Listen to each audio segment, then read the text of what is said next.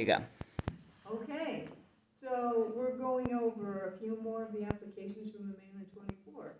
Today, we did part the main several times. Now we're going to go to a nice connecting piece called Stork Wings.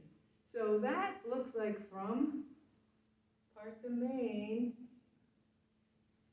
you half step rear, flip the front forearm, rotate it, half circle, and then you're going to wipe off the forearm and wipe down the wrist, split the hands apart, and then rotate the top forearm so it goes to pretty much the same position as the Shaolin Temple block. The left palm is pointing towards gallbladder 31, right here, mid-thigh, halfway between the knee and the hip, and the thigh and the hamstring. The application of that is really very cool. So if Tim and I are sort of poised against each other in two different, we're sort of, you know, he tried to slap me and I tried to slap him, it was like whoop. So I'm gonna step up but not go into his space. So when I step up, I don't want my arm to advance into his frame.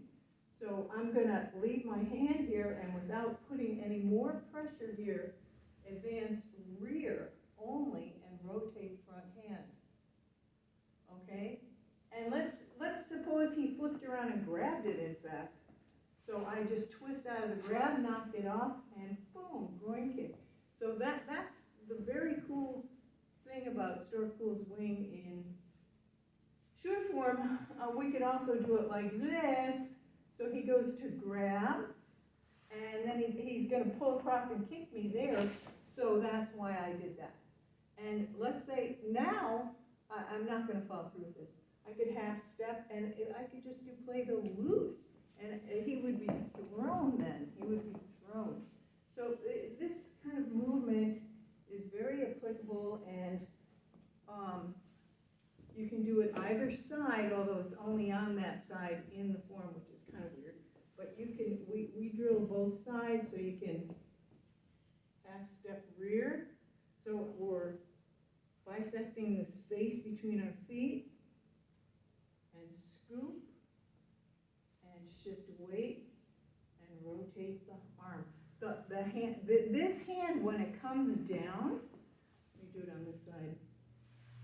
It's kind of weird. It just separates, and then it just sort of closes here. This one feels like it's doing a lot more. This one did a lot, though. It did a lot. So there's another thing you can think about, which is also very cool.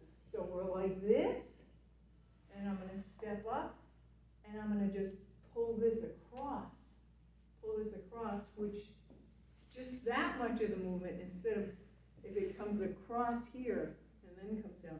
Anyways, very important to, when you step up, that's okay, Tim, to not lean forward. That's the most important thing, is suspend the crown point, keep the back straight, half step rear, separate, circles, wings, implied kick, because you're in an empty posture. Okay, today's lesson.